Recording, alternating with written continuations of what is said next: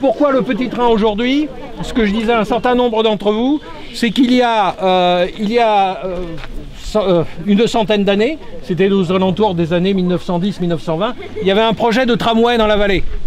Et le projet de tramway a vu en partie le jour, puisqu'il y a des gares qui ont été construites. On en a vu une tout à l'heure à Boussac, il y en aura d'autres. Mais le tramway, il n'a jamais circulé. Et nous, aujourd'hui, eh bien, on fait ce petit clin d'œil. C'est la première fois qu'il circule un petit train comme ça dans la vallée. C'est une première. Je ne sais pas s'il y aura une deuxième.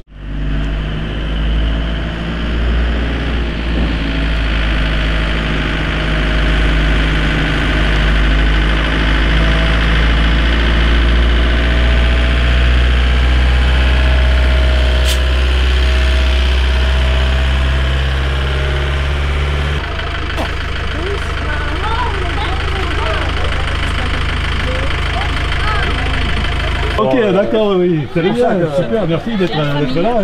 Le projet, au départ, on ne se rendait pas compte un petit peu de la difficulté d'organiser un tel événement, si l'on peut dire, dans la mesure où le train existait, le Fijagol, où la volonté de tous d'essayer de faire quelque chose de vraiment festif existait. Par contre, il y avait tous les problèmes administratifs qui se sont posés, dont on ne se rendait pas vraiment compte au départ, c'est-à-dire problème pour obtenir l'arrêté de circulation du petit train, qui a demandé pas mal de paperasse, de mettre en place au niveau sécurité des voitures à l'avant, à l'arrière. Et dans le petit train, je pense que ça doit prendre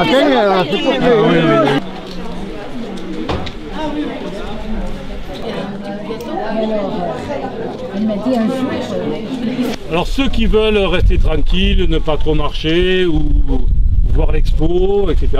Vous pouvez rester ici, et le départ du train, 10h30. Fini le gâteau. Pour ceux qui veulent, on va monter quand même, visiter le village de Saint-Sulpice. On a une petite montée à faire, jusqu'au pied du château, des ruines du château qui sont juste en face de nous. Donc on va aller jusque-là à pied, tranquillement. Oui. Au contraire, entre vous et nous, c'est que nous on est jeunes. Le château que l'on voit avec les remparts date du XIIe siècle. L'origine des châteaux, vous connaissez les... Voilà. Donc il a été au XIIe siècle. Après, il a été détruit parce que les seigneurs locaux n'ont pas franchement entretenu, ou il y a eu des problèmes avec la Révolution, etc. Il a été restauré et refait au XVe siècle. Et là, dans le cas de Saint-Sulpice, ces maisons-là, c'est une façade et à l'intérieur, vous avez une voûte et les gens habitent là. Pour le petit chemin, voilà, oui, tout se passait là. En bas, il y avait les champs, c'est tout. C'est par là pour rejoindre là-haut. Exactement, oui. Donc c'était de mauvais chemins. Pour aller à Martillac faire au marché, à l'époque, il y a 200 ans, il fallait 2-3 heures de marche. Sur des mauvais chemins, ou alors avec la charrette à deux. Bon, c'était Saint-Sulpice, vous voyez les habitants au revoir, j'espère que l'étape a été agréable pour vous, que vous avez apprécié de connaître ce village de Saint-Sulpice. Donc Saint-Sulpice, le nom du village vient de Sulpicius, Sulpice qui était un évêque de Bourges, qui est devenu saint au 7e siècle. Il y a à peu près 300 villages en France qui portent le nom de Saint-Sulpice.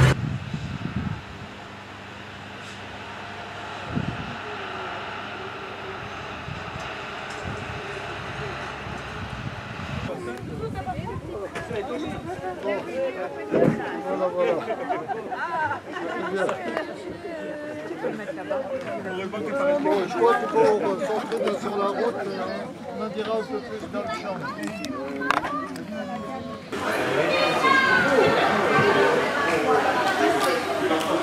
Alors, ce que vous voyez de là à là, ça, c'est cette belle maison qui vient d'être restaurée.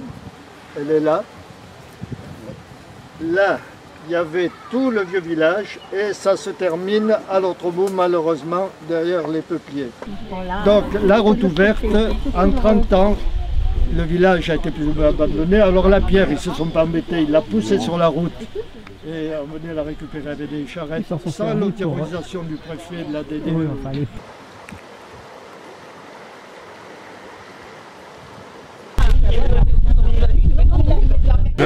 La visite m'a conforté tout à fait dans l'idée d'organiser un séjour de randonnée pour des copains du club dont je fais partie.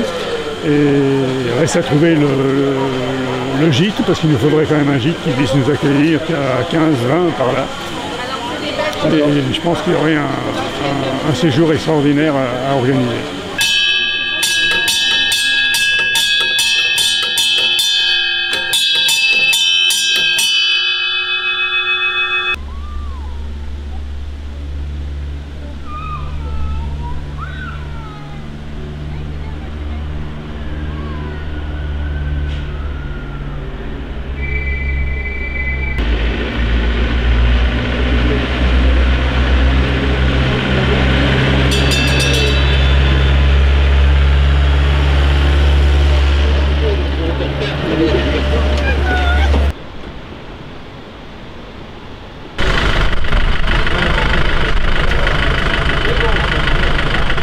Voilà, c'est l'idéal pour allier une bonne journée avec un petit tour de petite toute au ralenti, on va dire, et un peu à l'air. Et c'est très bien organisé et c'est très sympathique. De façon à faire vivre la vallée. Absolument. Et à créer un territoire. Tout à fait. On a travaillé avec le parc aussi pour l'amélioration de la vue se voir peut-être à 1 ou 200 réunions là, pour améliorer au niveau économique aussi. Absolument. Alors ça, voilà. c'est avec Barcillac, avec Soyac. C'est la prochaine étape de l'année prochaine. Tout à fait. Faire monter les acteurs économiques dans le circuit pour pouvoir arriver à faire prendre la mayonnaise et promouvoir le territoire, promouvoir les produits, promouvoir l'hébergement, promouvoir les commerces. Je vous présente donc le château du Diable ou des Anglais. Alors, il avait, que je vous dise quand même, 90 mètres de long. D'ailleurs, vous voyez les poutres, l'emplacement des poutres dans la falaise. Il avait 30 mètres de haut. Et il était coincé sous la falaise de Roquecourbe. Et il allait jusqu'au scellé. Et là, il était bien fermé au scellé parce qu'il y avait des bateaux qui passaient. Ça fait qu'il était imprenable, ce château. Et il avait que 5 mètres de large. Donc c'était vraiment une forteresse. Nous sommes aujourd'hui le 25 juillet 2015 et le petit train se déplace de Cambouli à Cabreray. Pourquoi fait-il ce voyage? Il fait ce voyage dans le cadre de l'association La Route du Scellé, qui est une association qui veut travailler sur le territoire de la vallée du Scellé en liant autant qu'il est possible tous les villages de cette vallée. L'initiateur de tous ces projets, Jean Héreil, a voulu travailler avec tous les habitants de la vallée sur le patrimoine et les personnes ont pu visiter, grâce à des membres de notre association, d'une façon approfondie, tous les villages.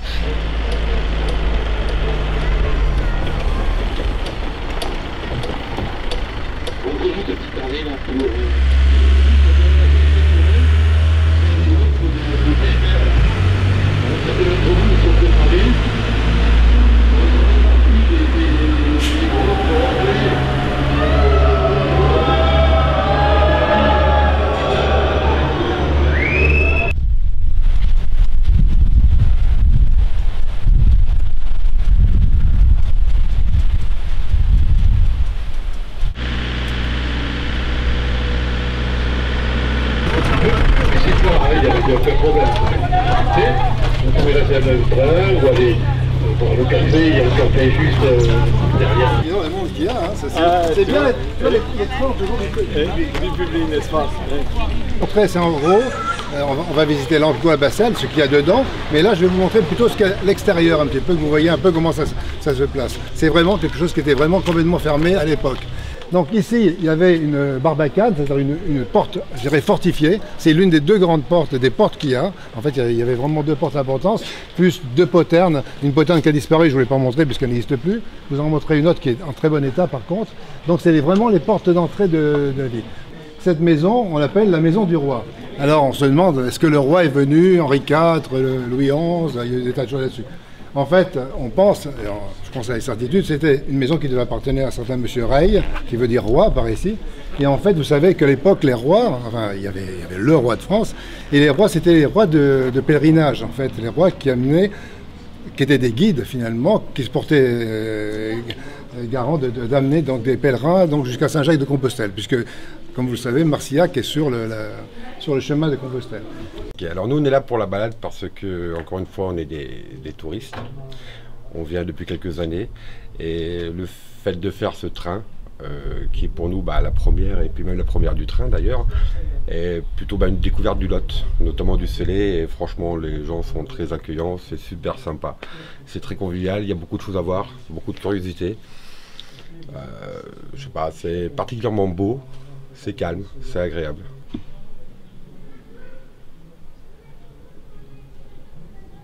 Il y a toutes les chances que je fasse voir. Sur 4 jours. Mais le problème aussi, c'est que pour réussir à la population paysanne, à qui il faut parler de temps, il était paysan. En plus, chaque village a sa petite histoire, son patrimoine et tout ça, ce qui est très intéressant. Je souhaite que cette visite en petit train perdure et qu'on retrouve ça chaque année avec en plus de nouvelles personnes, des touristes qui pourraient venir. On a quelques Belges cette année, on aura peut-être des Anglais, des Belges, des Hollandais et aussi beaucoup de touristes français qui viendront bien entendu.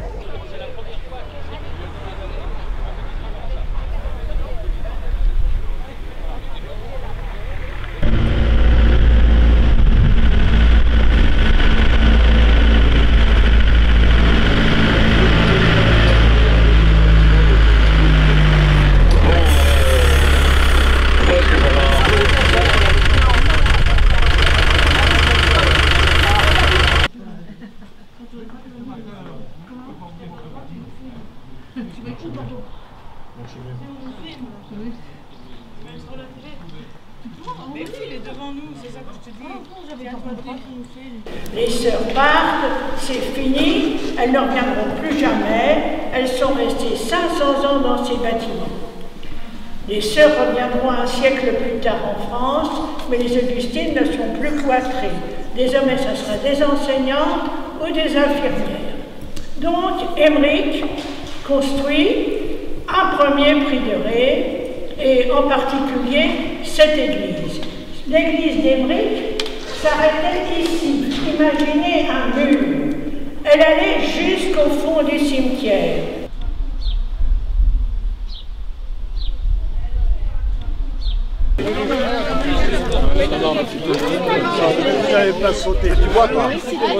L'ensemble des participants est ravi d'avoir vu la vallée du Célé de cette manière-là, à 10 km/h, 20 km/h maximum.